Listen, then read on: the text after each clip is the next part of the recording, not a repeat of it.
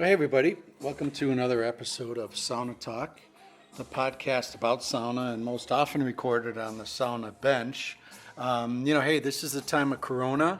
We'll look back at this hopefully at some point in the near future as a splash in time where we're all doing different kind of things, and this podcast is no exception. We're recording, with technology as best I can. This was a Zoom interview, like the series is turning out to be, and it offers the opportunity to reach out to people. In this case, in another continent. I'm super pleased to spend some time and have you join in here and listen with Max and Jake Newport from Finnmark Sauna. And Finnmark Sauna, I thought they were in London, but they're up in the north, which kind of makes some great sense, up near Newcastle in the north of England, where sauna climate is even that much better. My time in England was met with a lot of cold, rainy, windy days, and they're one of my favorite, weather days for sauna. And as you'll hear in this interview, there's a great parallel universe that's happening with sauna in the UK and sauna in the USA, and we touch upon a lot of these elements. These two guys are deeply committed to sauna on a commercial level, starting a business, consulting for sauna builds, providing sauna builds. You'll hear about the product mix that they have, where in England, a lot of their customers want a sauna in their small flat or apartment or home, and push a button, or in the case of technology, go on their app and hit go on the sauna heater app and fire the sauna up that way through electric. But really neat to hear the expansion of their business, the success of their business, and for me, selfishly and personally, their commitment to authentic, the love of the Finnish tradition, and the aberration or the kind of hey, I'll give it to you direct. We each throw infrared light bulb closets under the bus in our own way.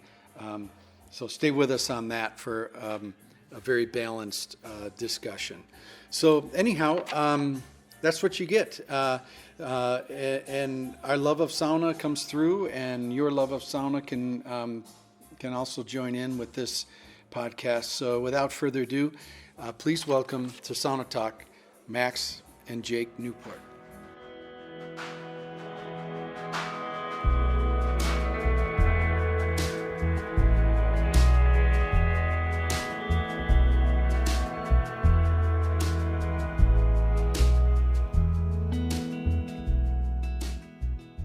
This show is brought to you by Nice Mug. Nice Mug is the only mug made entirely out of ice.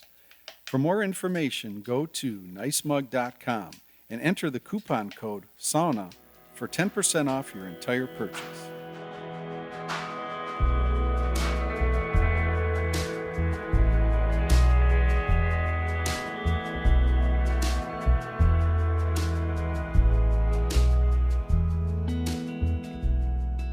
So here we are. It's I gotta say, this conversation was in the planning for many months, but was finalized in a matter of minutes.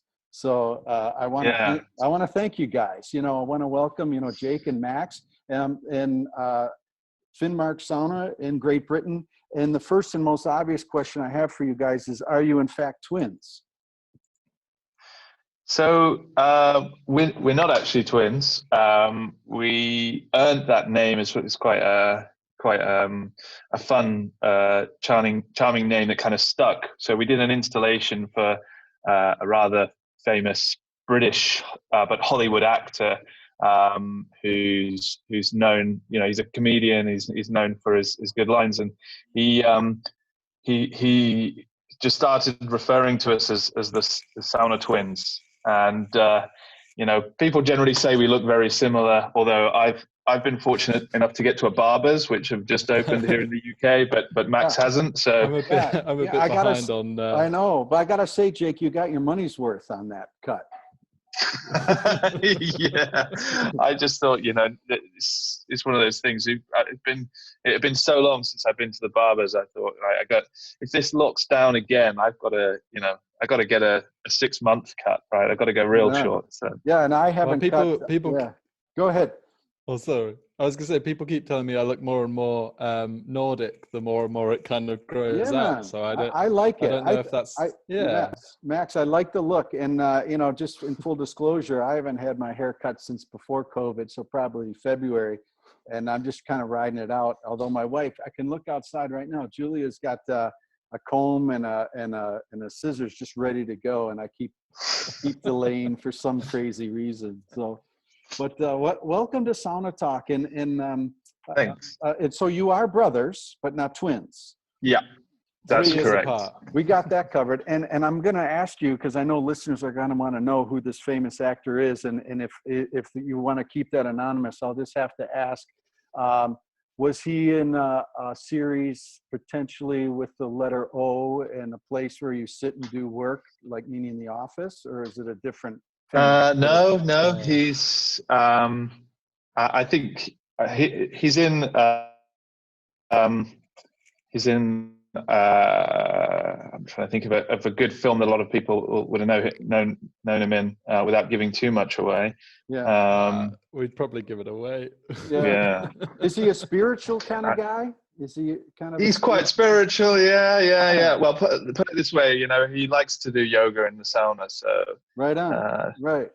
Yep. The other thing he once said to us, a few days after we installed it, was that he hadn't felt as euphoric and as good since he took a vow to be sober. So good. So he he's a huge advocate of the positive euphoria that you get when you combine sauna and cold plunge together, and I think that speaks for itself. If you can, go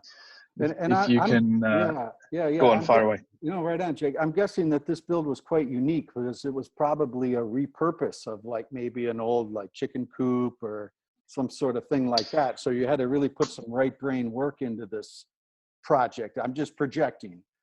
Could that be the case? Well, we've featured it a few times. It's actually, the build has been featured as well in Grand Designs magazine. It got a lot of positive press because of of where it was on the property. It's quite an old property, and there's an old Victorian potting shed. So it kind of, you can find that online. The blend of like trying to, him and his lovely wife wanted to keep it looking kind of rustic, but still have that Nordic kind of sleek, elegant, modernist kind of feel. And I think Grand Designs magazine thought we struck a really good blend of the two, and I hats off to the design team for that. Well, I think that one also contextualizes or helps. Summarizes the kind of installs that we really love to do or specialize in as well.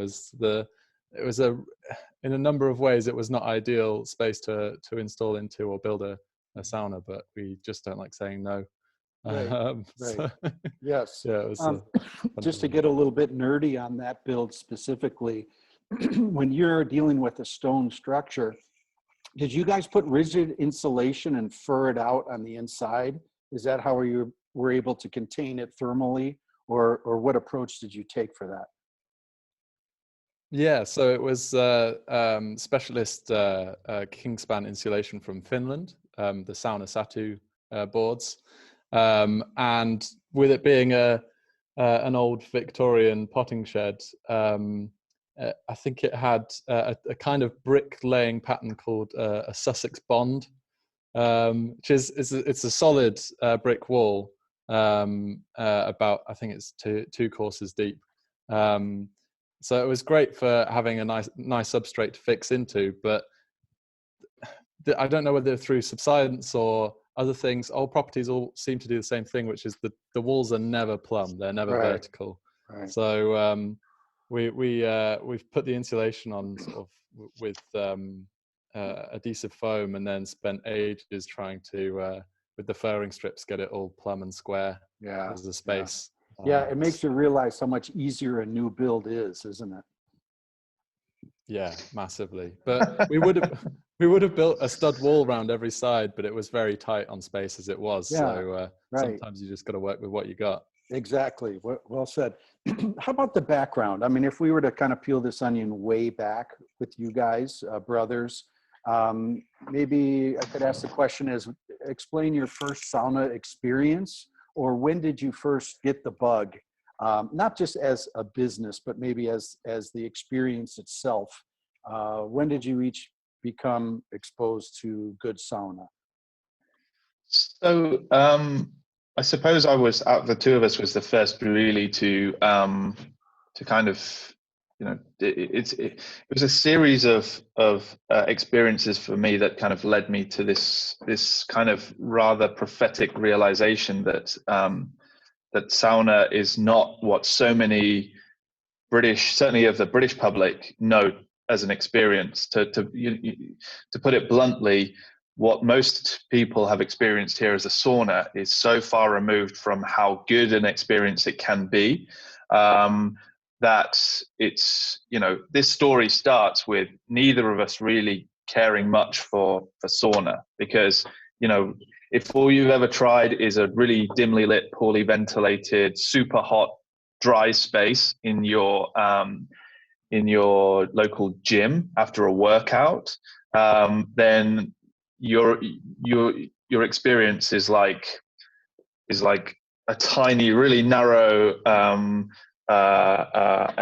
part of the experience, and certainly what I would consider, like, I regularly sauna, and I still don't sauna like that. You know, so my first experience of a sauna, when I was at university, I worked closely with the head gardener at the Botanic Gardens, who, after being this guy in this community he'd welcomed a Finnish family into the community. So they'd arrived there with no friends, and he became friends with them. They invited him back out to Finland, and we're going back like 30 plus years, right? And they invited him back to Finland. He fell in love with Finland, as everybody does when they go there, and the sauna experience. And he decided to build his own proper sauna in his garden. And I was working in the Botanic Gardens there over the winter period. It was like freezing cold, and he would always come to me like at the end of the day and be like, "I'm going to light up the sauna if you want to come." And as a kind of prude British guy, I was a bit like, who's this weird guy who keeps trying to invite me to a sauna, right? It has some kind of weird connotations.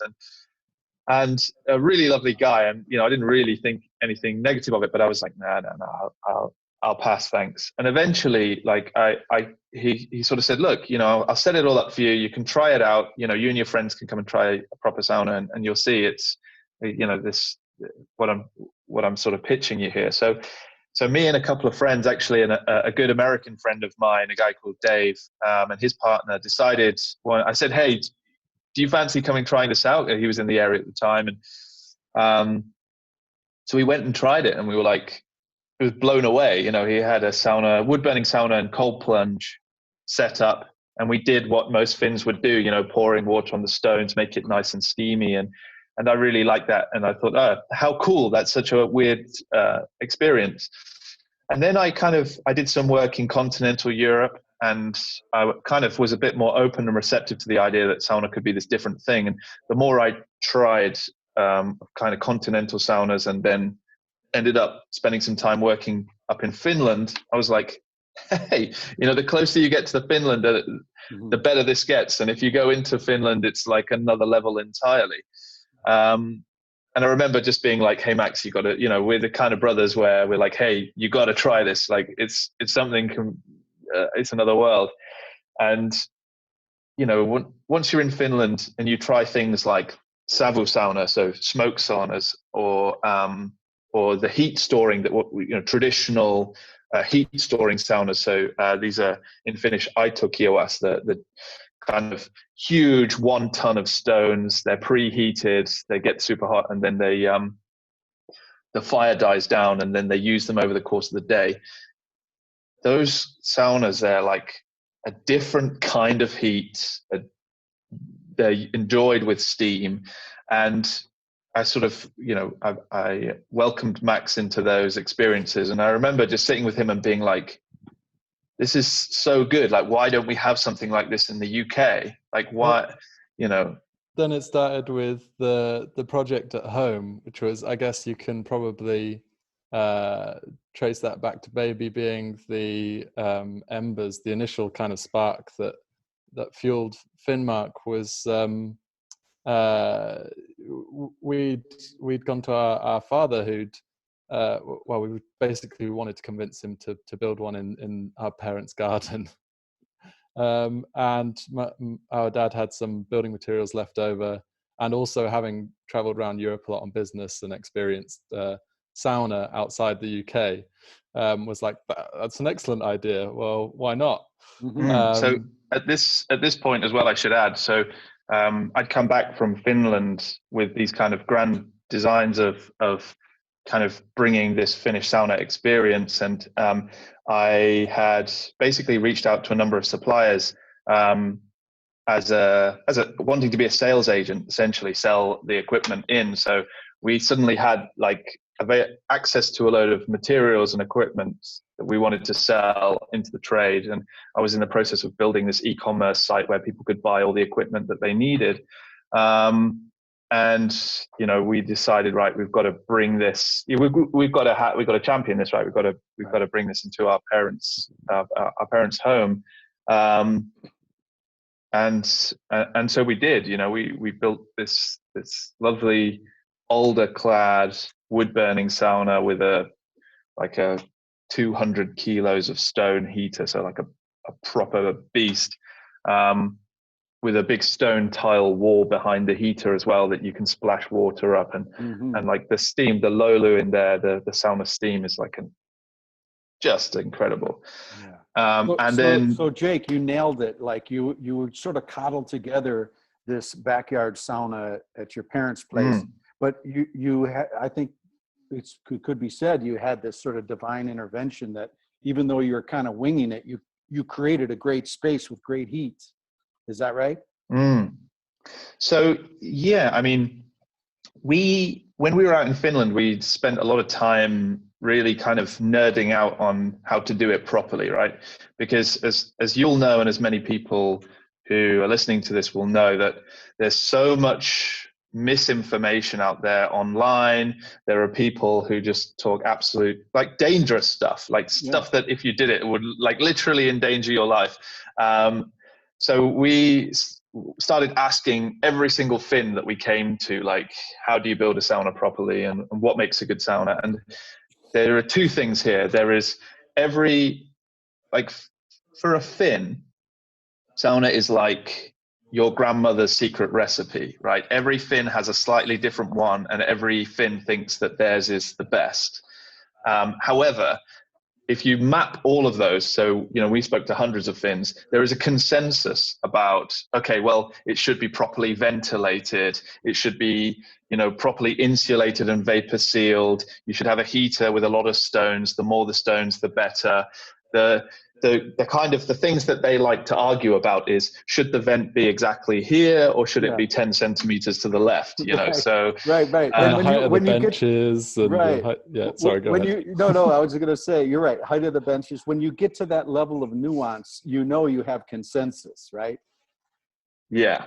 So there's consensus there amongst the Finns, and we work to that. We have like an impressive library of literature on the subject from Finnish authors, from even some American authors, architects, all that sort of stuff. And there's certain things we weight heavier than others in terms of how we should do things.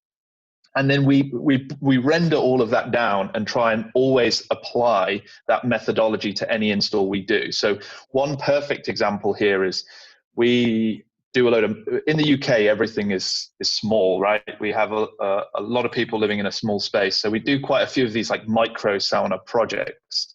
But when we put together a design or a quote for people, often they'll show us what somebody else has done and say, oh, somebody's done a design for this, it looks like this. And they'll show me a picture that just has a lower bench and a tiny little heater.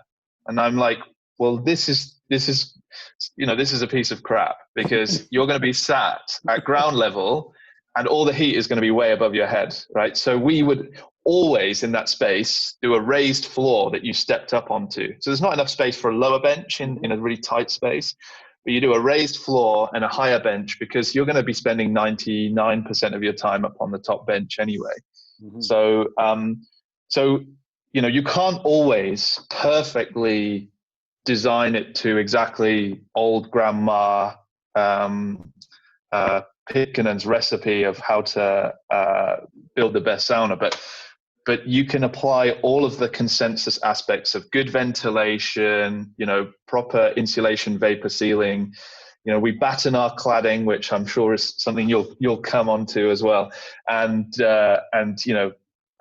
heaters with a lot of stone that designed to have a lot of water poured onto them. Beautiful. I was going to ask about the sauna perceptions in the UK versus the USA, and we can kind of riff on that.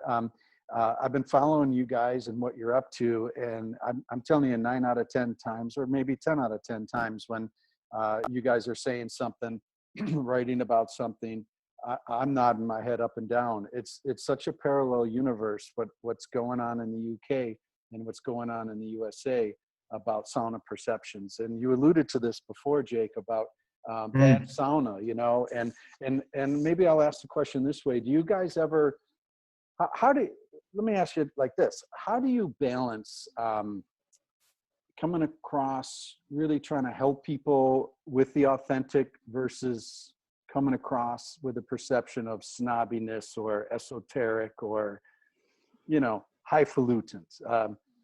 How do you get that right?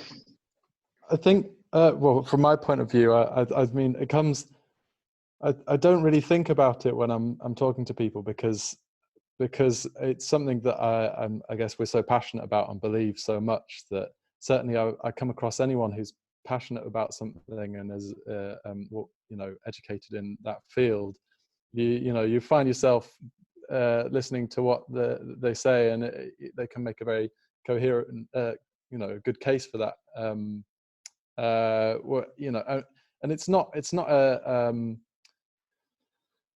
we try not to make it like feel an elite or exclusive kind of thing. It's accessible on so many different levels, and we try and accommodate all parts of the market so that no one feels like, to have the real sauna experience, I have to write a check with several zeros on the end. I think Max makes a really valid point there, and one of the things that we always pride ourselves on doing is giving a lot of support to people. Not expecting a sale or whatever. People call us up all the time to pick our brains, and we are just an open book. We'll give you as much information as you need, and hopefully, in working with us, you'll realize that we're our kind of ethos is we stand by products of good quality, good durability, and the authentic experience. So that means something that is built to last, it's hard wearing, and it comes from Finland. It's made for the real experience, and because of that, the kind of equipment and materials that we work with, they're not the cheapest, right? The Chinese equipment is always gonna, the Far Eastern equipment is always gonna beat that marketplace. Or to interject on that, the equipment that is made in China for a Finnish company also fits that. Yeah. So there's plenty of those out there. Yeah. So there's plenty of those out there rebadging Chinese-made products with their logo on and calling it a Finnish heater, and they ship around the world, and people think they're buying Finnish equipment, and it comes from China. Yeah, so go Max. I was just going to say, just as a side note, if you want to do some research and see which of the manufacturers doing this, go on Alibaba and search for for saunas. Search for if you're about to buy a heater or some equipment, right? Go on to Alibaba, which is like Amazon for Chinese goods, and type in the heater that you're looking at and see if you can find it on Alibaba. See if you can find that manufacturer, because I tell you what, that is the quickest way to find. And we see it all the time, people posting on social media, I picked up this thing for, next to no money and da da da. And you look at it and you're like, yeah, but I mean, there's some simple economics going on, right? If you build something in Finland, they've got high minimum wage, high taxes, and they build really heavy duty, high quality equipment, right? So there's a baseline cost that's going to be. And let me tell you now, even at like for modular outdoor kits and things like that, the raw cost in materials and equipment for kits like that is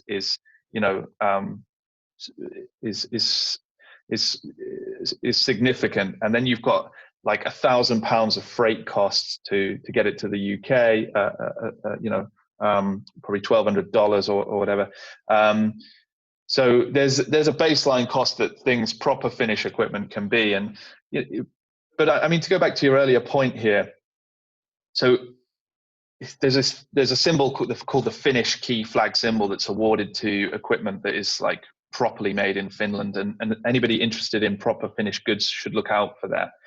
There are a lot of producers who have that for heaters, for equipment, things like that. And I think going back to your earlier point about support and snobbishness, like I think social media has become like a battleground for a lot of people. Like I often say to people, so there's this kind of issue that I keep spotting in people's build processes, which is that they use regular polyisosanurate insulation. This is regular PIR insulation board. So Reticel, Quintherm, regular Kingspan, just to name a few UK brands that sell this stuff. They probably exist in the States as well.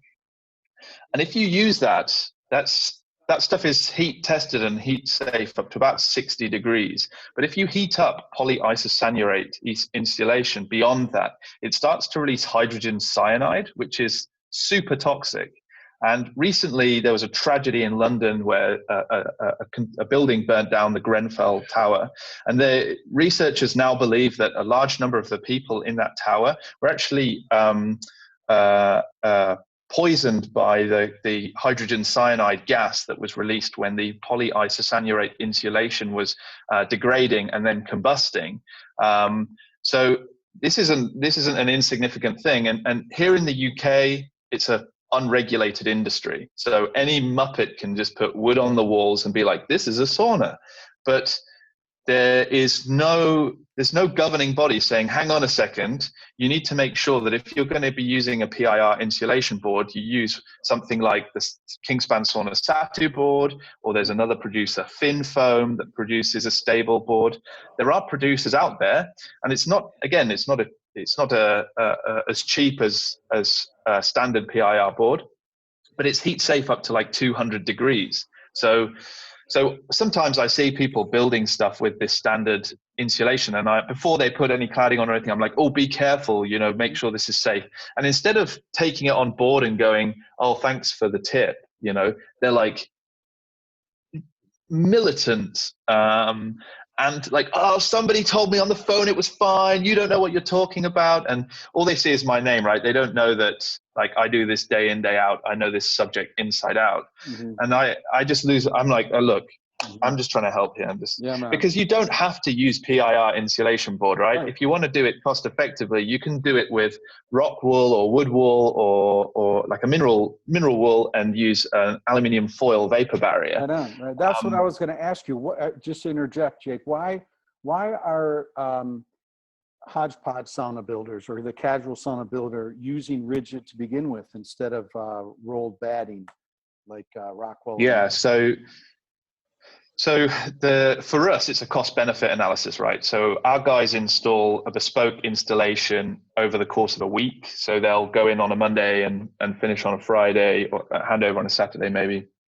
and most of our projects, regardless of the size, seem to take that long.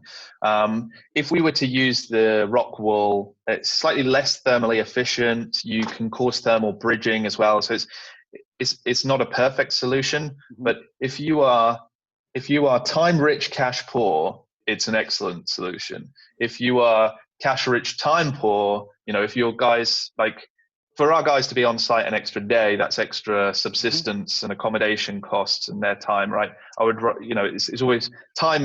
People's time is always going to be the most expensive thing for us. So we want to try and make sure that we can install quickly. So it's an easy bit of maths. You just got to look at the build time cost and go, well, it's going to take me maybe a couple of days of rock wool and vapor foil, or I can do it in, like a 3/4 of a day if I do PIR. And what's the difference in labor cost? Are you guys making your panels in the shop or offsite, or when you go out and do a build, is it ground up?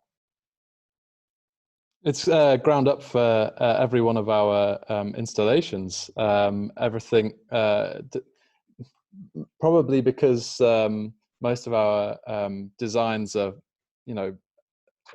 based on a specific room in someone's house where they're like, oh, I want this room to be the sauna. So it's completely bespoke. We measure up, calculate the amount of materials required. The benches are made to measure as well. So then the guys turn up at the start of the week and start preparing the space accordingly. And it's something that then, they're getting something that is uniquely designed around their requirements. And it's fitted to the space. Yeah, there's no compromises. It's not a modular solution that it may just be small things as well, like accessibility. If they're, some of our clients, if there are mobility issues, then you've got to think about how in a small space you want to enable easy entry and egress. Then you don't want to just, those people don't want to have one of these modular cabins that's sort of one solution to fit all spaces. Right. Yeah. To add to that, so we do have some modular cabin options, but they're for outdoors, right? Because the outdoor requirements for a space are less kind of strenuous, and the important thing here is what happens to the space that it's in, right? So if you have the modular cabin kits, to anybody who's under any impression that they're anything other than a posh shed, right? They're a leaky posh shed. So our entry-level outdoor cabin solution is a modular cabin kit, a modular cabin kit, not a shit, a modular cabin kit. I'd never buy one of those. No, they're good for what they are, right? So you overspec the heater. You overspec the heater. You insulate the kind of ceiling void, but the wall panels are just hollow, and you deal with the fact that you're pouring a lot of water. You make it steamy. The steam works its way out, right? Yeah. If you're going into someone's home, you can't do that. Right, because you're going to get steam, condensation, damp, mildew building up around the cabin. And so what you'll find with a lot of these indoor modular kits is they'll very cleverly, in the photos, show it in a bathroom or next to a swimming pool. So they'll put the picture of it already in a wet room space. So if you took that and you stuck it in your living room, you would be like, where's all this condensation coming from? Like, how have I got damp in my living room? Yeah, you're done with sauna, and then you go out and you lay on your couch, and then your ass is wet, and you're like, how'd that happen? What percent of your builds are, in America we call it backyard, you guys call it garden, as opposed to indoor? Is there a number? A percent, if you just had to rough? I would say at a guess, it's probably 80-20 indoor. So the majority of our work is made up by bespoke indoor installations. We would have, between 3 and 5 big outdoor bespoke garden buildings a year. And then, I don't know, like tens and tens of little modular cabin kits. we probably do similar, slightly less, but similar, slightly fewer, but similar numbers of log saunas, traditional log saunas. So we have this really cool supplier up in northern Finland, a third generation log cabin builder, just on the Arctic Circle, and they make like log buildings where in like 5 centimeters of the cross section there's like 50 to 100 growth rings. So it's grown so slowly and so dense that by comparison, the spruce and the pine that grows here in the UK is like 5 growth rings per 10 centimeters. It's just pithy, good for fence posts and chipboard, and Is that the that's same material over your shoulder, Max? Yeah. That's just here. This is that our spruce? meeting room. Would that be spruce species? Okay, yeah, right on. And tell us, Max, about your meeting room. What did you guys elect to do and build there? What's over your shoulder? It's still in progress, but we have a sort of a big dead space at the end of our office that we wanted to turn into the meeting room. So rather than just build like a stud timber frame, it was like what would make the space feel a little bit more special, a little bit more authentically Finnish. And Jake had the bright idea of ordering an indoor log cabin. So I mean, I don't want to lift the oh, there, it's too late. You can see we're still partway through installing it, so you can see behind the wizard's curtain, as it were. I know. But I love that. There's it'll become like the home cinema thing at the weekends. We can maybe come in here with a couple of, I don't know, who knows? Well, it's a nice space anyway. Well, you guys may relate to this. I mean, to me, a sauna should never be completed. There's always little tinkering and nuances. And I think that's what makes it personal and special. So I hope you never finish that sauna in your office there. Yeah. So back to the slice of the pie in just brief fashion. I mean, if you were to look at all of your work and stuff, the indoor 100% electric, indoor electric is the biggest slice of your business then?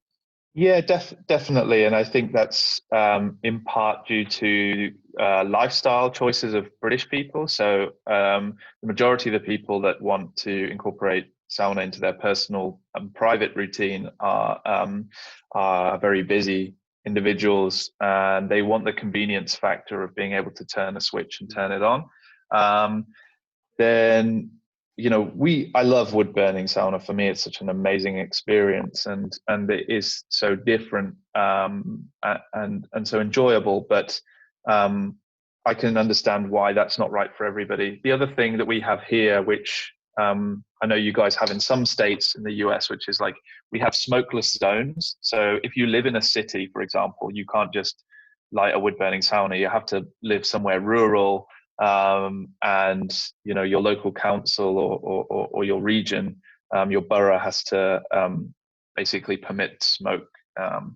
So it's something that we were in the process of like working with our heater suppliers to be able to provide wood burning heaters that would work in the UK cities. But actually, and one of our suppliers got a wood burning heater that passed the German smoke flue gas regulations called the BIMSCH, which is like notoriously difficult to do. And we pitched all the stuff to the British, the DEFRA, the Department for Environmental Farming and Rural Affairs. They came back and were like, nope, our NOx restrictions here in the UK and cities is so strict, like there's just no way. And that's a real shame. Mm-hmm. It is. But I think go ahead, Max. Sorry, please. You kind of also alluded to the convenience aspect just then, Jake. But that's like, I think that is so key in the British consumption of everything. There's supermarkets are now tending towards having more automated checkouts than humans, staff on checkouts. You see it in the music consumption, and all kinds of media consumptions are on demand and handy on your phone when you need it. I can listen to a million different artists at my convenience on different streaming services or whatever. And my favorite kind of sauna experience stems from what I've experienced in Finland, which would be outside next to some water with a wood burning sauna. But for people that don't necessarily have the garden space if they're living, or backyard space if they're living somewhere that's very urban, which is very common with the population density of the UK, and then also the amount of time it takes Jake or I to get a sauna properly up to temperature with wood burning, heat a large volume of stones, and if it's outside and the weather's not great, then you've got to go out and chop wood in the rain, and sometimes it's just like, oh, forget it, I'll stay inside or whatever. Whereas if it's in your house and you can flick it on, or even on a delay timer, you know that you're going to be back in a couple of hours and it can just be ready, then that makes such a difference. Max, I gotta say, you're sounding like such a millennial, but you're right on, man. I hear you. How about you're in a pub, right? You're in a pub and you're controlling the music on your headphones because the pub is playing Lady Gaga or something, and then you go over to the other app and you fire up the sauna, right? Well, exactly. But I mean, the ideal home has both, doesn't it? It has a wood burning sauna outside, brother, and a nice little electric one for every day. Amen. Yeah, I was speaking to a client last week who was like, well, we want the electric sauna to be like this, and this. And, I always, when I'm talking to clients, I'm like, well, this is my setup. This is what I do. And these are the choices that I've made and why I've made them. And he was like, yeah. So we're going to have the electric sauna here, and then we're going to dig a swimming pond down there. And then you guys are going to come back and build a wood burning sauna out there, so that I've got the electric for the day to day. And then when I'm on the weekend, when I want to just relax, I've got like wood fired pizza oven, chill out area, outdoor kitchen, and wood burning sauna by the lake. And I was like, you get it, man. This is exactly it, right? It's the two sides of. So I got one thing to say about that, Jake, is when I come to the UK, I want to go find that guy. Will you give me his address? I want to go hang out with him. He's the kindred spirit. Glenn, when you come to the UK, we should go to that one you saw I posted in British Sauna Society last year. It was the first ever Itokia West that we sold to the UK. Oh, and potentially, I think I said that. I think I typed to you and said, man, when I come over, we're going there. Yeah, I have a very fond AK-57 experience with Jesse from Narvi. He took me in the west coast of Finland near where Narvi headquarters is, and I had him on Sauna Talk. It was the heat. You guys referenced this and alluded to this before, and heat is very universal. Okay, it doesn't matter if you're in the west part of Finland or up, near Newcastle or in the north of Minnesota, USA. I mean, it's egalitarian, and I'm just rambling with you, but I was able to take 50 saunas in 12 days in Finland. I was a madman because that heat was so familiar to me. And I got exposed. I got to admit, I came home with a greater appreciation to ventilation by my experience over there. I wouldn't say I was building saunas too tight here or advising it too tight, but yeah, they're nuts for ventilation. But once you get those elements right, like you're talking about, Jake, sauna, I think that there's like this world, there's a potential here now for this world good sauna travel community where we can go somewhere and find a kindred spirit with a kick-ass awesome sauna and feel like we're in our backyard.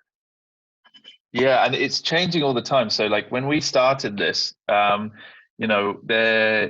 wasn't anybody else doing what we were doing, and that's how we've made such a success of what we're doing, right? Because the offering here has been so slim for so long, and we started doing something differently, and now there's between 3 and 6 new proper Finnish saunas in the UK every month, and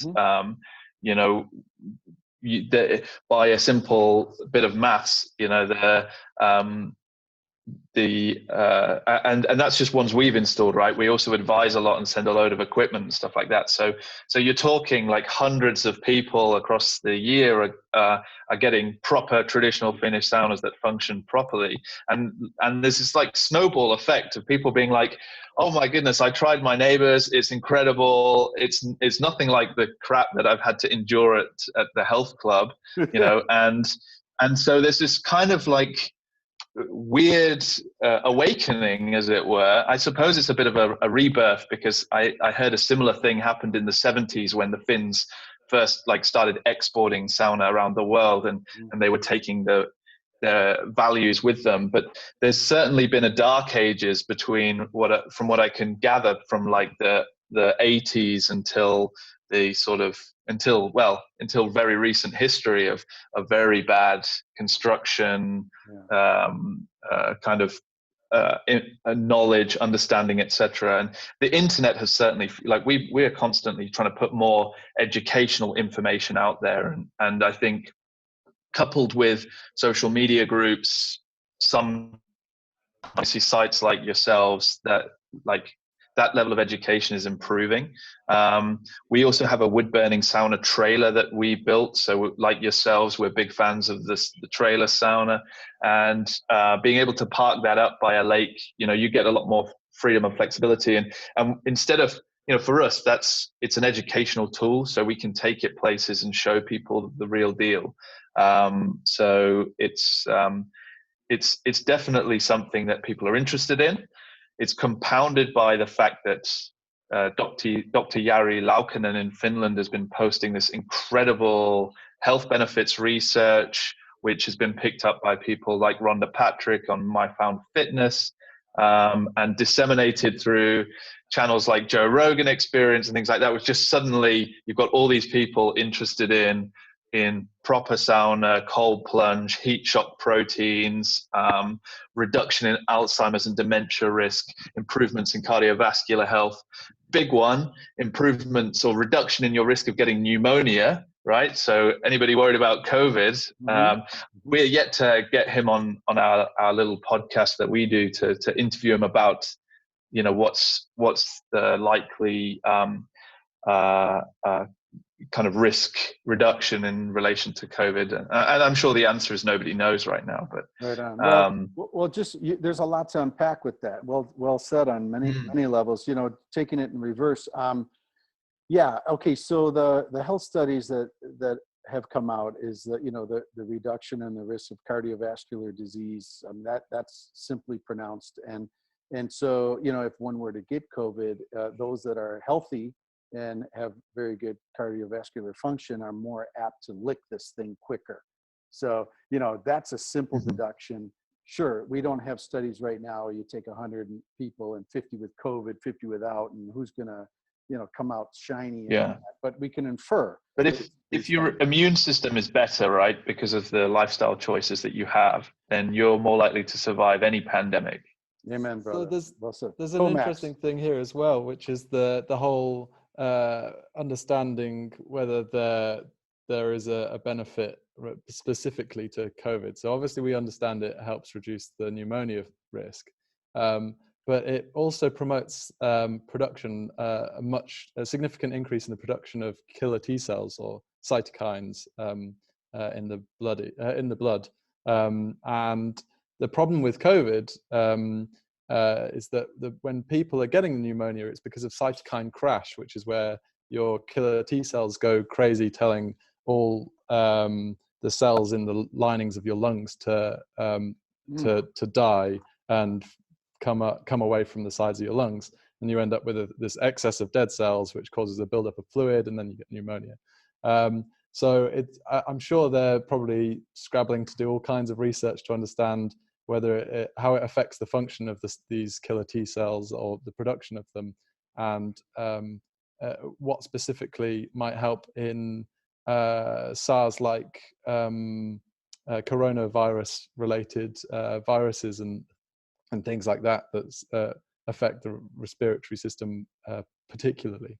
So right. Yeah, it's such an interestingly relevant time for all this kind of research, which is still, I guess, in its infancy, but still seems to shout so many benefits.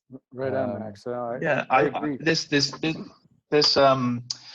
talking about on that subject as well, and this is so there's a book by a guy called Dr. Mathew Walker, which is called Why We Sleep, which has been a big hit across the world, right? And in that book, he says, if you sleep well, you have all these health benefits. And when you read Jari Laukkanen's research, he's like, we don't know why this is happening. We know that it's making you healthier and not have these issues.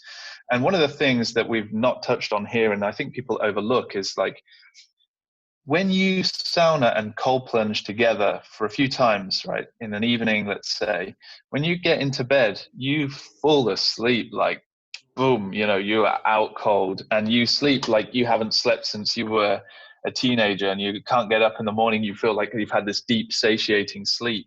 And I think, that's something else that, in our busy lives with sauna, you get something where you can switch off, because it's very hard to take your phone in there. It can be done, but you disconnect, you relax properly. It's not just tolerated for 10 minutes after a workout, but like an hour and a half of pure relaxation time. You have a massive euphoria, so you feel good and you feel healthy, and then you sleep really well afterwards. And everybody could do with that kind of relaxation in their very busy lives these days. And if it's going to make you live longer and be healthier, then more of that for everyone, definitely. And I think people talking about wellness and health and well-being being like such an important thing for our future, I think is going the right way. Certainly, I have found that. So this is weird thing that's happened in my life as we've become more successful as a company. We've become busier and busier, and now we're at the level where we work all the time, right? And most people, when they get to that level, they're like, oh, I'm gonna burn out. It's so, it's just too much. I'm working every hour, waking hour, and I can't stand it anymore, and it's too much. And as we've done that, as we've grown this business, we've had more and more saunas more and more regularly, because we live and breathe what we do. And my stress tolerance, as I sauna more regularly, has meant that I can tolerate working all the time, and I think when I speak to people about who sauna regularly, they're like, oh yeah, like I just, the shit doesn't stick, things happen in the day and you don't feel overwhelmed at all. And I think there's something there, definitely, that to be able to have that level of stress tolerance, I think it comes from the combination of sauna and cold plunge together. When you look at things like the Wim Hof method and the way that people talk about that, allowing them to have better stress tolerance. But I think we're just really at the beginning of people like, all it's going to take is a few thousand people everybody showing 2 or 3 of their friends how this thing has changed their life. And there's going to be this huge cascade. And, in 5 or 10 years time, you and me and Max could be talking again, and we could be in a world where saunas in people's homes are as common as kitchens outside of Finland, which well done. At the moment isn't the case, but and good saunas at that. Yeah. And I wanted to get back to that, to your point. Jake, you had mentioned earlier about people through education becoming more aware of good sauna. And I had this conversation just the other day. The parallel to Great Britain and the United States is really spot on as it relates to sauna and the education of good sauna. The health club is, maybe where most people experience this thing. And I akin it to sort of like runs on a ladder. And I'm not even bringing infrared into this conversation, because you and I, the three of us know it's not a sauna. but from the layman's point of view, they see a wood-lined closet, and when it says the word sauna on it and they're being marketed to, that potentially in this metaphor or whatever is sort of a first rung. And then, maybe that health club would be a second rung. Of course, you can't toss water on the rocks because that's illegal and it's going to make it electrocution, right? Which, is just another way of saying that the health club doesn't want to replace the sauna stones or the heater from China that is too thin of metal. Yeah. Well, that's another whole story. But anyway, so then you get up to some serious rungs of a ladder. And I'm going to bring in another metaphor into this equation, and it's like beer. Okay. Now, this isn't fair because you guys have great beer. I mean, we love Newcastle beer in America, and you've had great beer for a long time. But imagine a country. Do you have Newcastle brown ale in America? Man, exactly. I mean, our oldest son drinks Newcastle brown ale, so we're helping your economy. Oh no, we're helping. Yeah, but so excellent. And you brown. Yeah, I got to tell you though, in America, like good beer hasn't always been around. Like we've had shit beer for decades, and we had two macro makers of beer that owned all the tap lines and all the pubs. It's like Miller and Budweiser, right? Bingo. And then we had a real craft brewing renaissance, or revolution, really is the right word for it.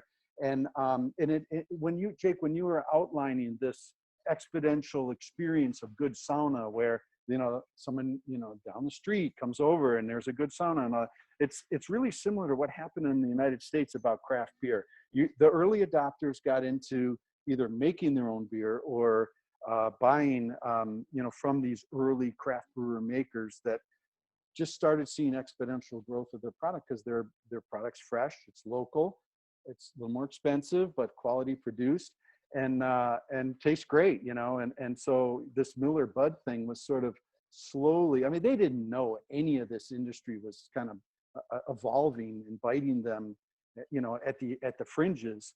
But now, you have this craft brewing thing is like a big deal.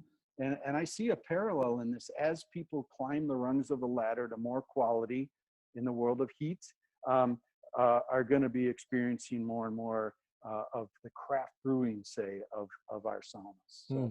So it's a revolution really, I'm seeing over here in America as well. Yeah, it's really interesting that you should use an alcohol analogy, because I often use something similar to describe to people a very similar thing, which is when I'm trying to explain to somebody about heaters with large stone capacities, right?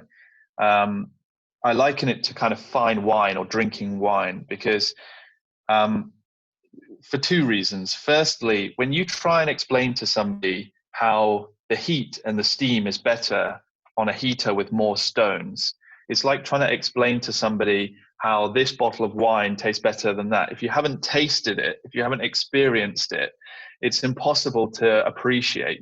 If all you've ever tried is one of those tiny little heaters with like 3 stones on the top, then you just don't know how good it can be, right?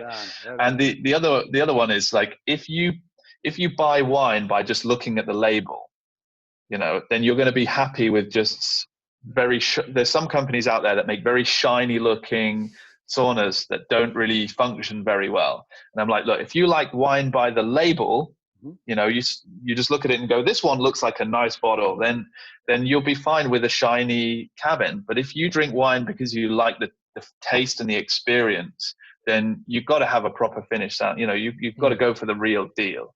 So sorry, I want to add I'll carry on from what Glenn was saying as well before, in that the whole analogy with beer, and particularly craft ales in the States, I think it's interesting because, and it's something that Jake, when you were on the panel at the World Sauna Forum, there was this whole discussion because I'll come on to that.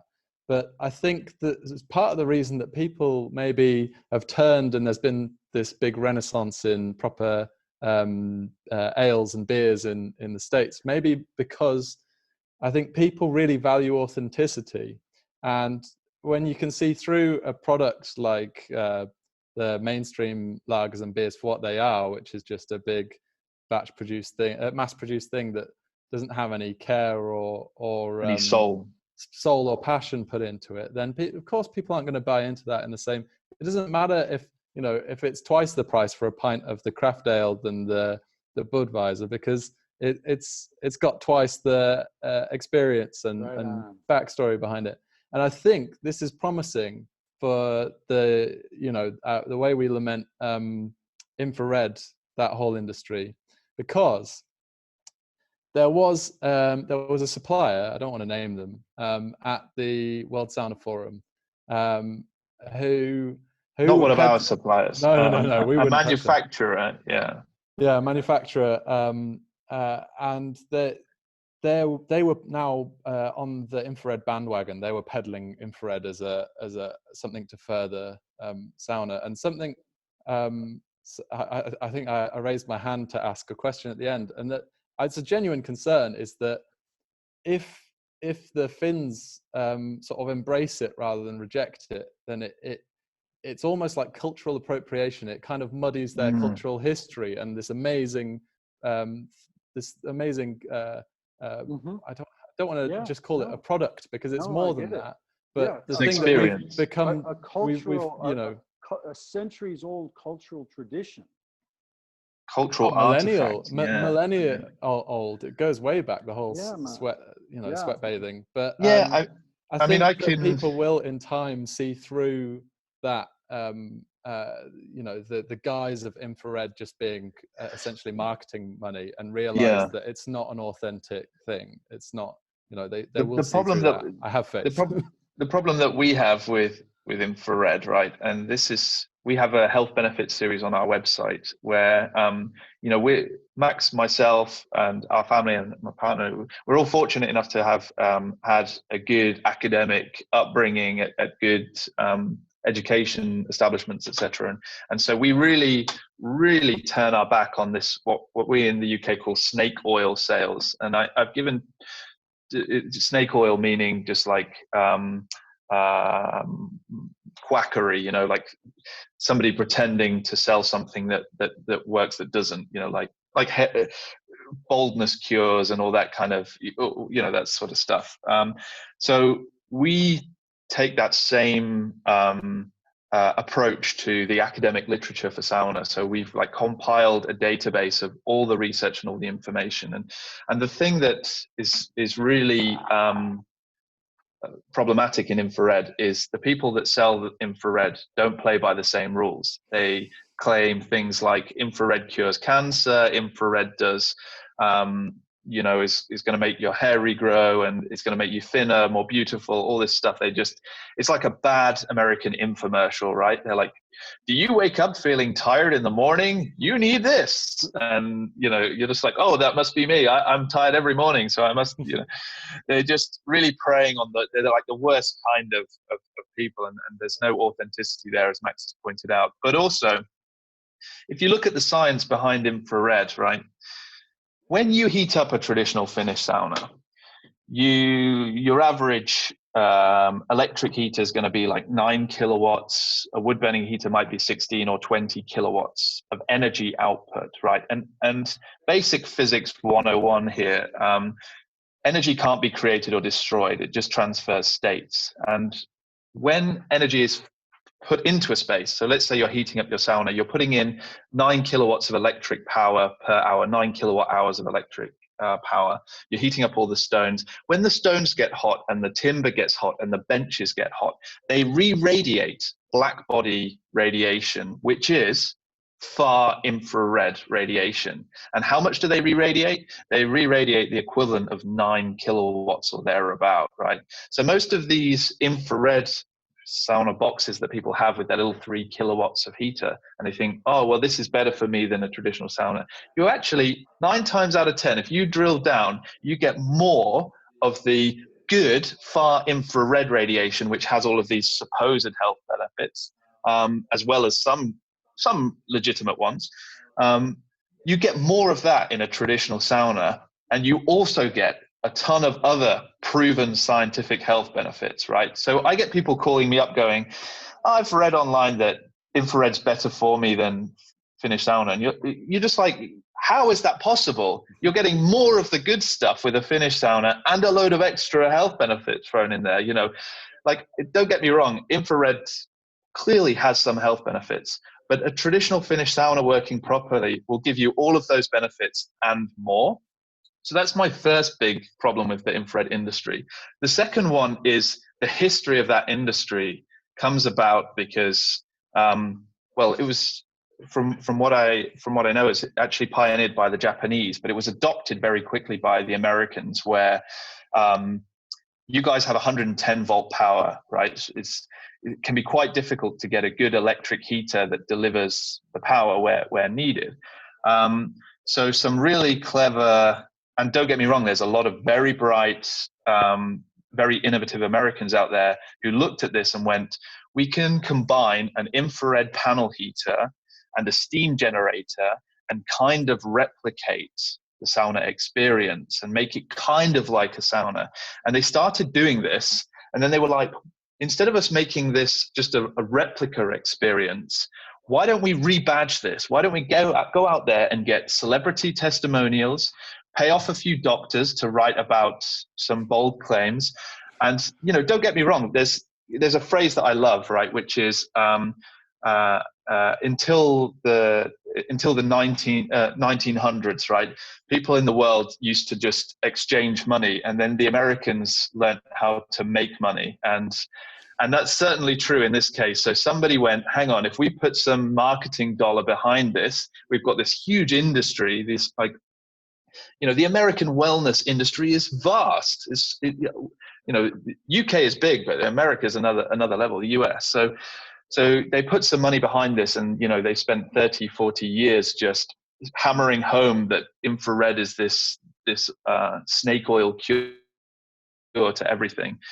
And instead of standing up to it, instead of the Finns saying exactly what I've just said there, that hang on a second, you're appropriating our culture, our thing is a million times better, why would we want to lessen the experience by using panel heaters and buy more Finnish sauna, instead of fighting it like that? We've got a few of these kind of Nordic companies that are just like, well, we'll just sell everything to do with this, instead of like, and I think those people are actually committing a bit of a cultural crime, because, you know, instead of celebrating something which in anywhere else in the world there'd be somebody fighting their corner, like UNESCO World Heritage status, or like Native American cultural movements that like defend like sweat lodges and stop people like poorly appropriating it, right?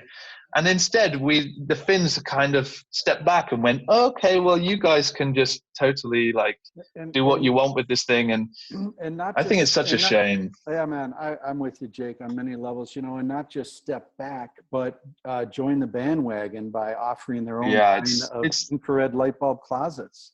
And now one more is look at how the French stood up to the bastardization of champagne. I mean, they went and got this sort of global clarification that champagne is not champagne if it doesn't come from the region of Champagne. So that's right. So that protect. It is. So the last 2 years I've spoken at the World Sauna Forum in Finland, and the first time I stood up and gave a very impassioned speech about this issue, because, you know, it's something where I see it as, so my background is I studied archaeology and anthropological, sort of ethnography and anthropology, and for me, you know, somebody with that background, to see what's kind of happening in terms of appropriation, I genuinely think that that's a tragedy, especially because the real deal is so much better. And it's also a case, I think, a lot of Finnish culture is very humble, and so as is generally understood, American culture can be quite forceful. So I feel like in some respects, you know, having a very humble culture and a very forceful culture in conflict there's only going to be one winner there. And so I think you guys in Sauna Times championing what you do is helping level that playing field. And I hereby declare that we need a diplomatic British to lead the cause, because me with an American accent is not going to do it. And boy, did I touch a nerve. Listen, man, I got to tell you, I touched a nerve. Look, imagine if you were trying to do imagine if Finnmark was in the US. I mean, you're in the UK, Yeah. where you're so much closer to Finland. There is this European sensibility. There is this Nordic awareness. But over here, especially in California, I got to tell you, and in most parts of the United States, you know, if I'm just traveling around or I happen to bring up the word sauna, it's almost to the point now, and I'm not trying to be negative or alarmist, but it seems like more times than not, in people's mind, they're thinking infrared light bulb closet. And I will never use the word infrared and sauna in the same sentence, because this is part of this whole thing that you're talking about, is they really need to be separated legally or some odd thing, because it's a travesty. So, and I'm putting gas on your fire, Mr. British diplomat. In my talk, in my first one, I highlighted the Champagne region, and the thing is that protection actually only exists for foods and foodstuffs, right? It's like protects, if you have a particular cheese from a particular region and things like that, which I think is a shame. And I think there are ways that it could be protected. But I'm also confident that there is change happening, because in the same World Sauna Forum, the World Sauna Forum is attended by people from all over the world, and there were quite a few people from the US, some people that go regularly and some people that just kind of come ad hoc. And there was a couple there who had a company that had been selling infrared cabins in the US. And we got to watch them experiencing Finnish sauna for the first time. And you should see this couple, right? The guy who goes from his first like proper sauna experience down into a cold plunge. And he gets out and he shouts across the water to his wife. He's like, "Honey, we've got to change our business model. This is incredible." And I saw that and I was just like, this is the problem. The problem isn't that people have been missold infrared. It's just that everybody doesn't know what they're missing. And I think, it's going to take a bit of work, but it's a worthy cause, and it's what keeps Max and I getting up in the morning is kind of converting people to this. So beautifully said, guys. Fabulous.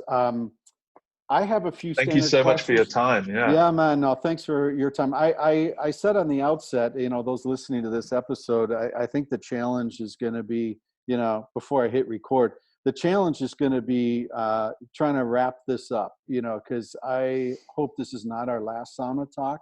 I really look forward to visiting with you guys. We are such kindred spirits on many levels, and I'm just really like taken from the heart and overjoyed with all of this that we're talking about. It's just so rewarding for me on a personal level to be sharing this kind of stuff in this parallel universe of what you guys are doing in the UK to what the world is like here in the USA. And I didn't fall off the turnip truck with sauna myself. Very similar experience to how you first became exposed to it, and very similar passion and conviction toward bringing good sauna forward. It's so enjoyable, isn't it, to share good sauna? Yeah, absolutely. So I have a few standard questions. We're not done yet, but I just kind of wanted to put a bow on this. I'd love to ask each of you a few standard questions. Before I do, is there anything you want to share? Anything we didn't cover, or any thoughts? Final words before a few standard questions. Max, I'm gonna have to change scene real quickly. Yeah. It's all right. I'm just changing scene because my are you going for more tea? Is about to run out of battery. Oh, I thought you were going for more tea. Hey, in the spirit of everything, everyone listening here, I made a cup of tea. Max said, "Oh, excuse me." It was so British. I was like, "Oh shit, I'm gonna go make some tea." So I did that. So during our sauna talk, we were each sipping tea. Mine wasn't Earl Grey, but it was close enough. How about Jake? Or either of you guys? Is there anything else? Any last words? Or so? I think. I mean, there's a whole other episode to be had about sort of. I mean, we've had people on our podcast talking about the culture in the States for sauna, and there's a few oddities that we see that that don't really match, like Upper Peninsula Michigan, right, is where most of the Finns moved to, and there's a huge sauna culture there. but then they have like some really unusual traditions, you know, around the way they particularly build sauna and like what they do. And like the key ones are the kind of heaters they use, the number of stones they put on it, the type of stones that they use, and those people, they can't be moved. You know, you're like, you kind of, so there's a whole geology lesson around what kind of stones go well on Cool. on a sauna heater. Right. But I think we best save that for another time, because I could sit for ages talking Love about it. that. Love it. And when we do that, we will talk about empirical, like the empiricalness to this. And hey, as an anthropologist, is that what you were studying, Jake? Some anthropology and stuff? So I studied archaeology, and as part of what I was studying, there's a large amount of overlap with anthropology, Well, this both is my undergrad and master's. Right on. Well, this is Jake. I want to offer an invitation right here and now. This would be a great, I'm offering you to come to the United States. I'm in northern Minnesota, which is very close to Lake Superior. And then, you know, we'll hop over to the UP, and you can bring your geology hammer, and we'll do some empirical analysis of the anthropological evolution of North America sauna. How's that sound? Well, I can tell you right now, right? I know the stones are, they use granite pebbles, right, from the sides of Lake Superior, and there's two types of igneous rock, or two, you know, there's your acid and basic, or mafic, right? And mafic is iron containing, and acid is your granites, your microgranites, and they are made of quartz, mica, and feldspar. And the problem is that feldspar, when it gets wet, it goes through a process called hydrolysis, which causes it to break down into essentially clay minerals. So you end up with a pile of sand and a pile of clay minerals when it breaks down. And I've played about with granite on the heater before, and they do break down fairly quickly. The other thing that granite does is it releases radon gas, which is carcinogenic if it's in an enclosed environment as well. However, you know, jury's out here. There must be a secret sauce in the Lake Superior stones, because I've seen people say that they've had them for like 60 years on a heater, but I just know that granite would not last that long on a heater unless you were only using it like once every 6 months, you know. Right. So two things on that. First of all, if you get into those multi-syllabic words with anybody in the UP, they're just going to hand you a beer and say, shut up. But the second thing is maybe we're not talking about granite, because hey, look, I subscribe to this. I mean, it's quite a ritual to go on the North Shore and collect these rounded stones. And I would argue the mix, then we're gonna, again, you got to bring that hammer with you. But I would throw into the mix that we're probably talking about an apple and an orange in terms of the composition of this rock, because I've used this rock this exact stone we're talking about for 30 years. And I just, after my Finland trip, I got to tell you, Jake, you know, I brought some olivine diabase back with me, and I've been sourcing. This is really geeky shit that I'd love to talk more with you on. And I've been in my heater up here at my cabin, which I'm going to show you here real quick. I don't know if you can see out my window. You see the lake? Oh, beautiful. Yeah, beautiful. You guys are going to come here. We're going to have our own sauna forum. And I don't know, there's the sauna building down there. Excellent. Oh, I've lost audio. Glenn, I think you've unplugged yourself. Any better? Yeah, there we go. You're back. Okay. Yeah. See, I get all excited about this stuff. I mean, I can't talk about this stuff with the average guy up and down the street. So it's really great to visit. But back to the sauna stone thing. So I replaced half of my stones with the olivine diabase, and I kept half of the Lake Superior rounded stuff, these rounded stones. And first of all, when I took out half of the stones that had been sitting in my sauna since 1996, first of all, the Finns, they say you got to replace your stones every year. I'm like, man, somebody's given them a marketing story because mine have been there since 1996. I took out half of those stones, and there was not 1 ounce of grain of sand of breaking down. Wow. Yeah. So Yeah, so we got to look into what's going on there, because that's cool. That's remarkable. Jake, this is a project for us, and I think that, you know, in the world of having fun doing work, it'd be lovely to have you over. And in the time of COVID, if you want me to send you some of these stones, maybe we do that. I don't know. Way geeky. So shit. on my talking about geeky stones, on my sauna heater at home, a while back I went to Iceland and I brought some stones from you know, the volcano that stopped air travel for like a few months back in the, I don't know, it must have been 2010s or something like that. May have been earlier actually. Eyjafjallajökull, I think it's called, but I probably butchered that. I picked up some stones that had obviously been from the blast, from the explosion, and I took a few back with me, and I put them on my sauna heater, and like, they are solid. They're so good. And my geology lessons tell me they because they're basalts, they perhaps shouldn't be so good, that they should be more prone to breaking down. But actually, they're great, and the steam off them is excellent as well. They're my favorite to They've pour probably onto. been heat cured, right? You know, coming out of that, the heat of the volcano is probably miles more than the heat that's generated off of the heater. But okay, great. Yeah, and then into like -20 snow and. Yeah, right on. Exactly. Okay, so sauna stones, TBD. Yeah. Anything outside of? Well, let's go over to you, Max. Any last things you wanted that we didn't cover? A point or two, or save it? Are you in good shape? Yeah,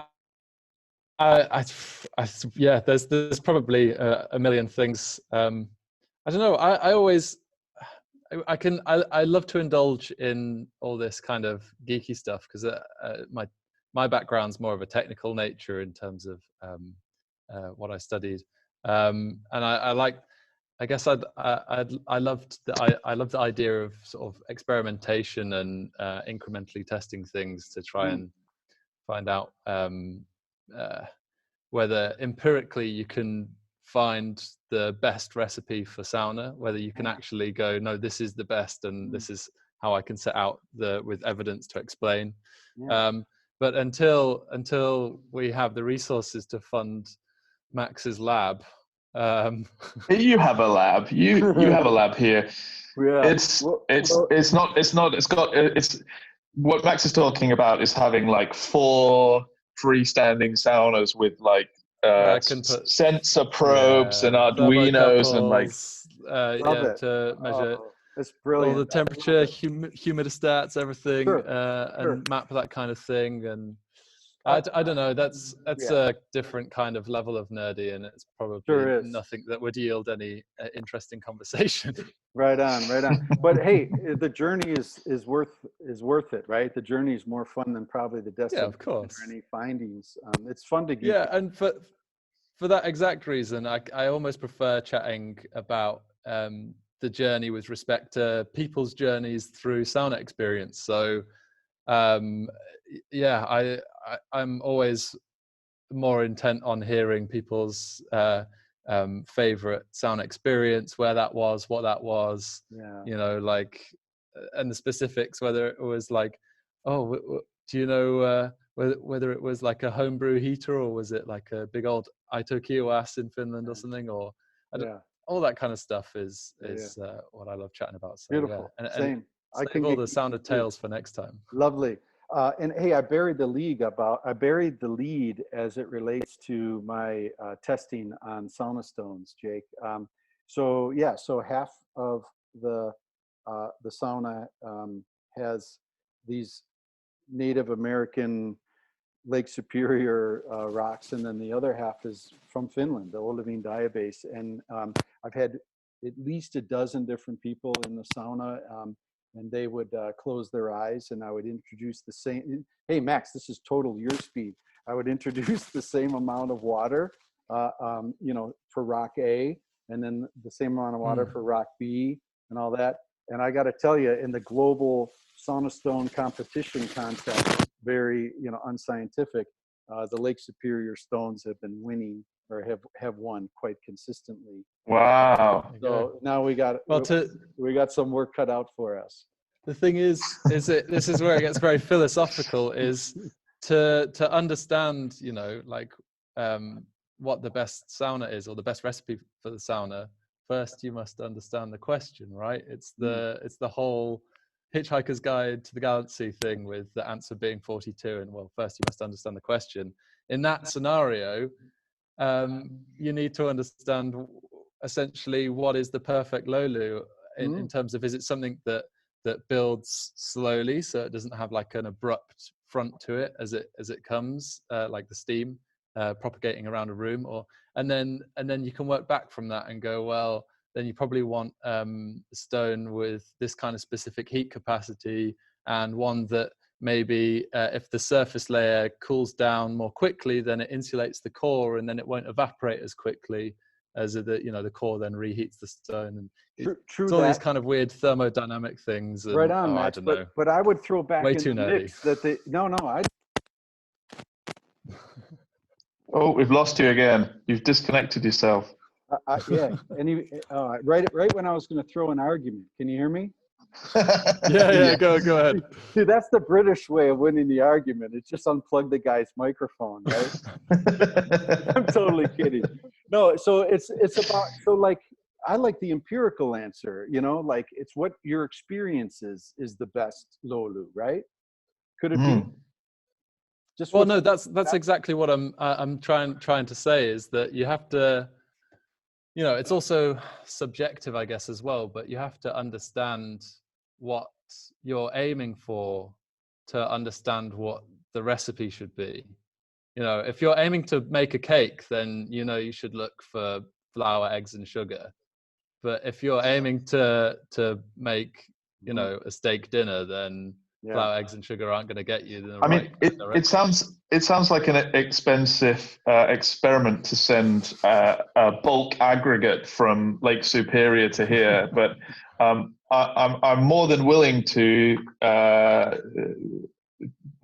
for us to set up two identical, like a sauna with two heaters, one with diabase, one with, and genuinely, try this out, because it's all well and good us in Europe looking at these pictures of Americans with like granite pebbles and being like, hey, what you're doing is like, this is crazy, like to add to this point, the rounded stones, in the sort of European tradition, if you've had stones that have been submerged, then you get all the water goes into the cracks in permeable rocks. And so there's a risk that when you heat it back up again, if it's been submerged, that it can explode, right? So sandstone does it, limestone does it, and anything with very fine innate cracks where it's been submerged for a long time. So like the Finns will swear down, they'll be like, do not put stones on the heater that have been submerged.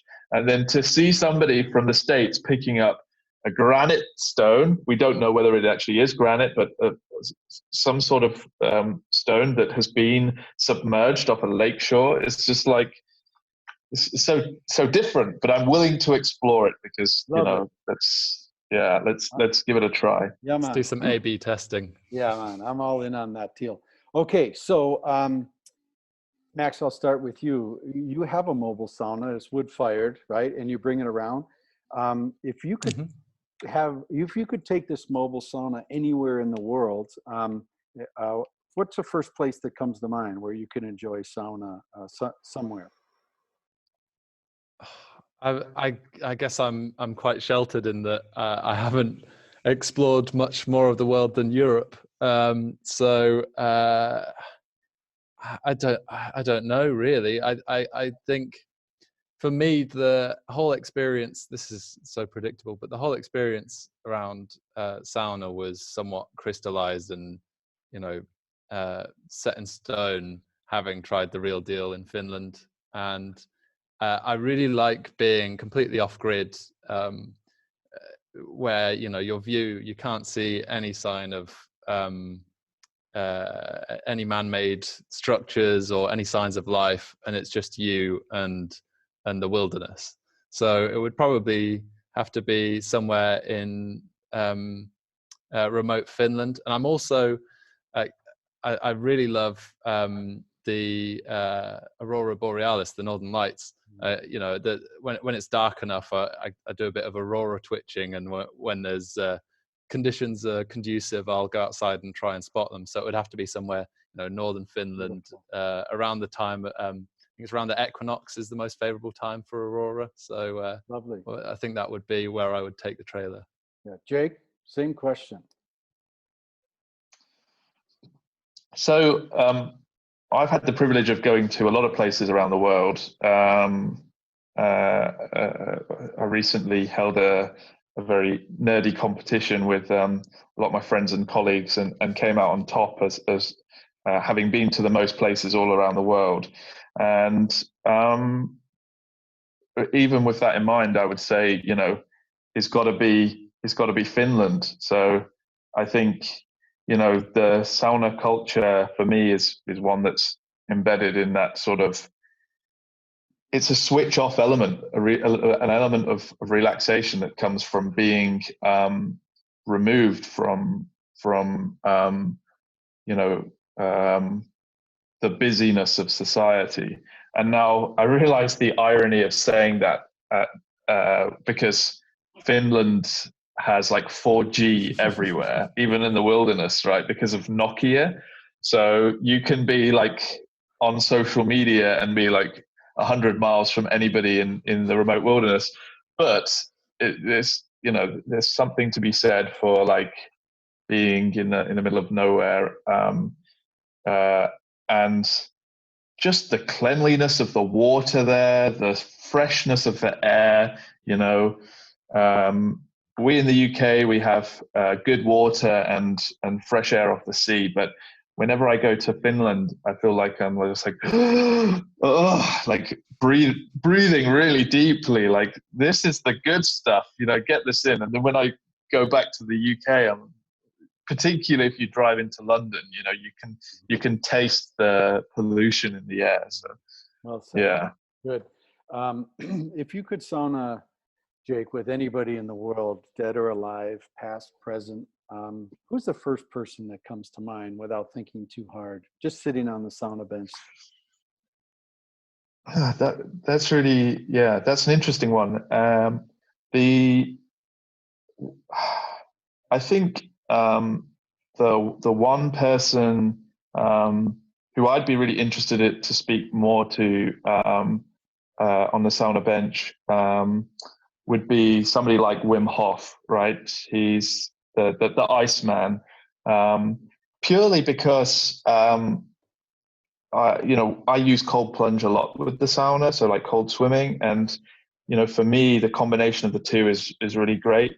And I feel like for a long time it was like sauna, and then I tried sauna and cold plunge, and I feel like it would be great to get his take on going from cold plunge only to sauna and cold plunge, and you know, learn a little bit more about that. So you're not alone with that answer, Jake, if that makes you feel any better or worse. I ask most all guests to Sauna Talk that question, and I think that Wim Hof comes up, you know, probably 4 or 5 times with guests. And Right, Wim, okay. yeah, and if you get some time, you can listen to my interview with Wim. We were in Jamaica, so we were in a sauna together, but it was on the beach. And he speaks about exactly your point. He talks about how to breathe on the sauna bench, and that was quite a trip. So very good. You're not alone with that answer. Max, well, hopefully you can introduce us, and we can make that a reality. That would be great. Yeah, Wim and I are best buds. I'll call him right now. Well, talk about, so yeah, my interview with him was in 2016, and he exploded soon after that. I mean, he is a world figure. So when we get together, and we're going to collaborate more, and let's set an intention to get him in one of our global conferences, and we can fulfill your dream and hang out on the sauna bench, unless we're going to do it. Anyway, Max, over to you. Who's the first person that came to mind when I asked the question? Oh, well, again, I think my immediate thought was probably the most predictable answer, but would essentially be either Jake or, family, because it's where, for me personally as well, where the whole my sauna journey stemmed from, was that Jake was the spark that led me to this whole kind of discovery. And then it's also just, it's become such a huge part of my family's ritual and culture as well. So on the weekend, if we go back home, then my parents regularly fire up their wood burning sauna, and now that's just, for me, just feels synonymous with sauna. Is the almost like sitting around the dinner table together to have a family meal. It's the same kind of thing, and I don't think I could prioritize any, one night with some famous person that I idolized versus, just another night with my family. Beautiful. Thank it's you. Nice. Thank you for that. As you think about, I'll stay with you on this one, Max. As you think about a day when you know you're going to sauna, from the moment you wake up to the lighting of the stove, round one, the first lolu, the first cold plunge, through the whole process, and even when you're done, maybe enjoying a little bit of a meal or what have you, and then tucking yourself in at night. We talked about sleeping and how well you sleep. As you think about the full spectrum of a day of sauna, if you had to distill it to one moment, tell us your favorite moment as it relates to sauna and a sauna day.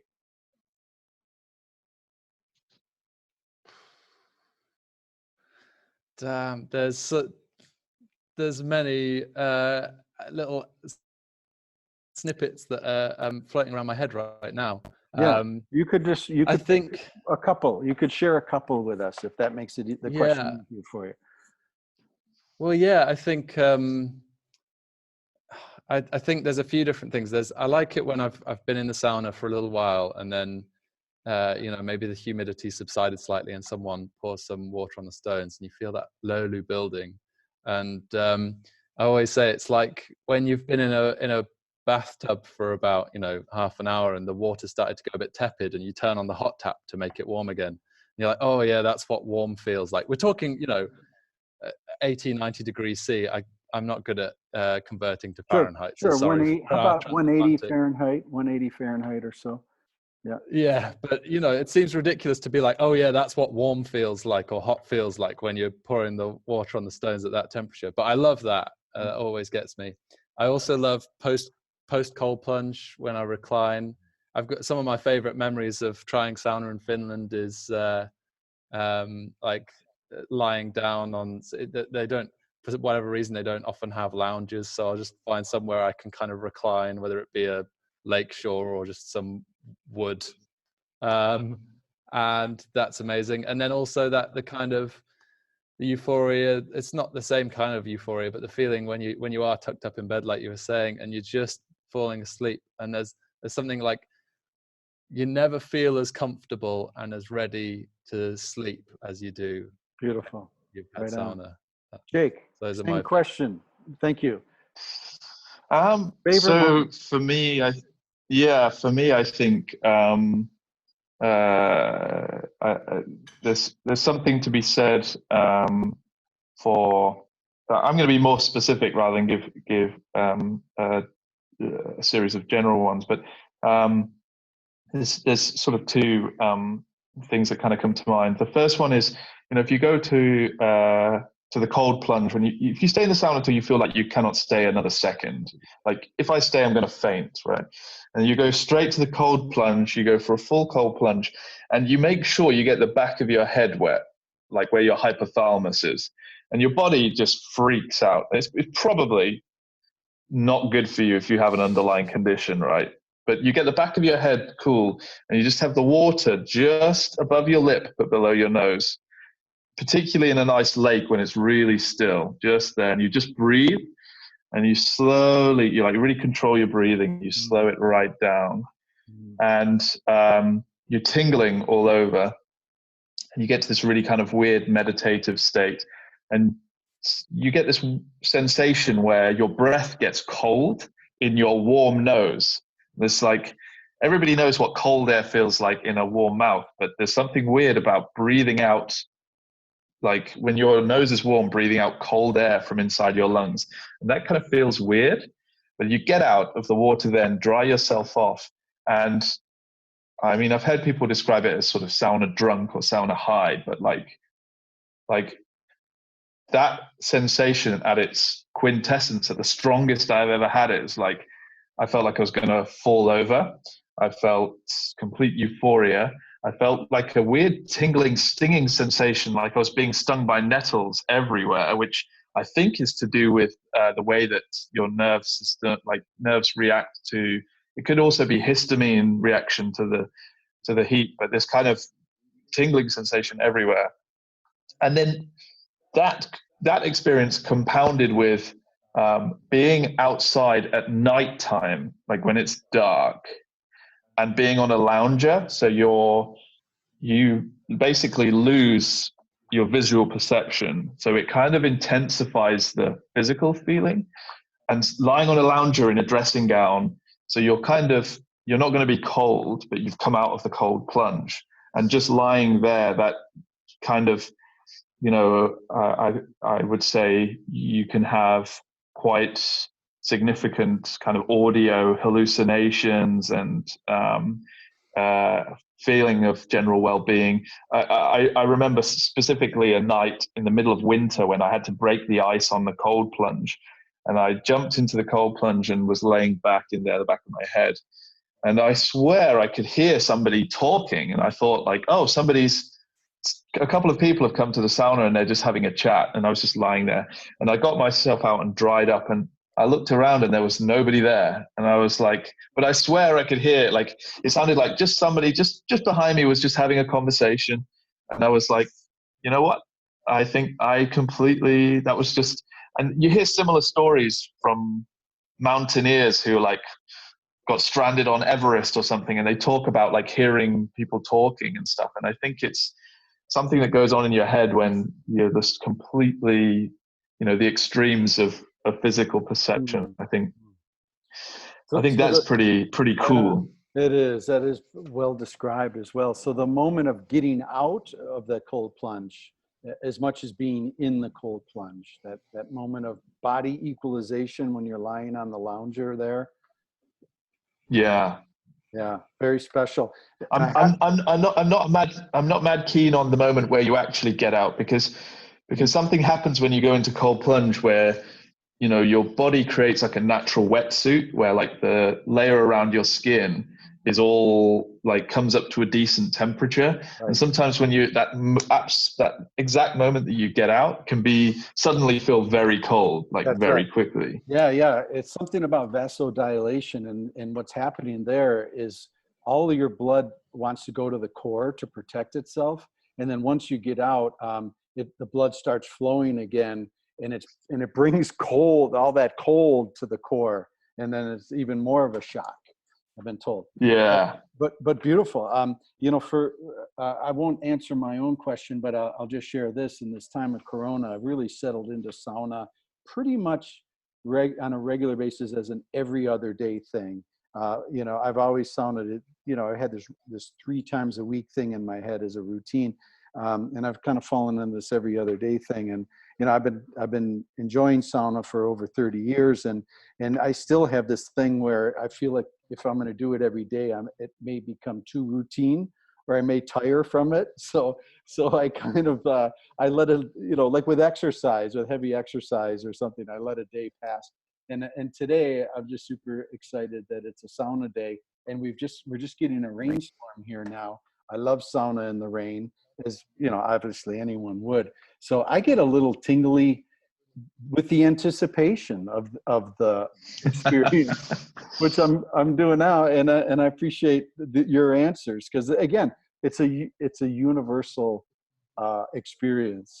So last question, and I think that with this question we will probably revisit a couple of comments that each of you made, but I ask every guest, and it's very appropriate for you too, is what do you think is most misunderstood about sauna that people listening like to this episode, maybe new to sauna, you'd like them to know? Either whoever's ready, tackle it. And if it's Okay, something I'll we jump on that discussed, one. yeah, if it's something we So, discussed, all the better. yeah, so I mean, there's lots of things, but I think the first one that jumps to my mind is just that it's an experience to be enjoyed and not something to be like just tolerated after a workout. So particularly in this like kind of British culture, we have this idea that like the medicine should taste foul. So like, you know, it can only be good for you if it hurts, or, you know, like the idea that you go for a workout and, you know, it must be good for me because I'm in pain. And like, I think that's really doesn't work for sauna. Like if you're going to sauna and for you, it's like, oh, I could tolerate just one more minute and I could get that little bit more benefit from it, then you're doing it wrong. Because the experience should be listen to your body and do what your body enjoys and enjoy the whole experience, because that's what wellness is about. You know, and I think especially here in the UK, I don't know how it is in the US, but people confuse like gym is a place where I work out and that hurts. Sauna is in the gym, so that should also hurt. The sauna that's in the gym is crap, so I struggle to enjoy it. And so you get all these people where for them sauna is this thing that they're just tolerating and forcing pain upon themselves. And like we have this amazing experience of introducing customers who sometimes our customers have never tried the real deal, and they're just like we're there when they have that awakening and they're just like, oh my goodness, like, are you kidding me? This is how it should be? Like, oh, even better, like, great. So yeah, that definitely. Thank you. That's Well My done. input on that would be just to further to that would be the social aspect. So much of my favorite memories about specific experiences would be around sharing it with friends, and you know, having beers and maybe some makara, some sausage afterwards, you know, over like a fire. It's essentially it's another, you know, the whole thing about like friends and campfires, the whole social science behind the campfire. I don't know enough about it really, but I feel like it's another campfire. It's another meeting point, another forum that, you know, people can unwind and be themselves properly, and that's, I think, very powerful and not to be overlooked. Yeah, that would Thank be my you. 2 pence. Beautiful.